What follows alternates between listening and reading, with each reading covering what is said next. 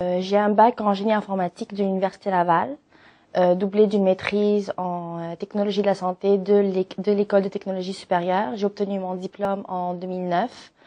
Ensuite, en ce moment, je travaille pour une firme de génie conseil en technologie de la santé. Je suis consultante en technologie de la santé depuis 2 ans.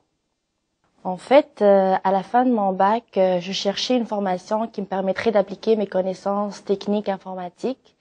Et je voulais vraiment un domaine qui était axé sur l'avenir. Et je voulais aussi développer des solutions technologiques utiles à la condition physique humaine. Et finalement, donc, j'ai cherché et je suis tombée sur le programme en technologie de la santé. En fait, je vous cache pas que j'ai vraiment magasiné les écoles et les universités avant d'avoir choisi l'école de technologie supérieure. J'ai été vraiment attirée par le contenu des cours et de la formation qu'offre la maîtrise en technologie de la santé de l'école de technologie supérieure. Et aussi la liste des projets de recherche qui sont accomplis et ceux qui sont en cours. Et donc, ça m'a vraiment intéressée. Je voulais vraiment faire partie de cette équipe, entre autres l'équipe du LIO, donc le laboratoire de recherche en imagerie et orthopédie.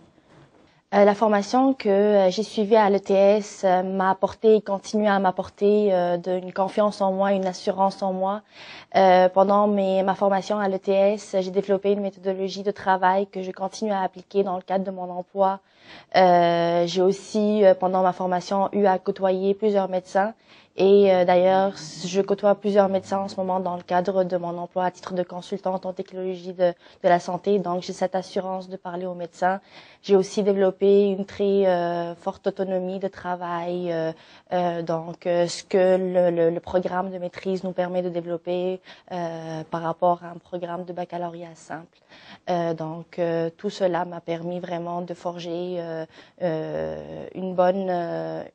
une capacité aussi de parler en public.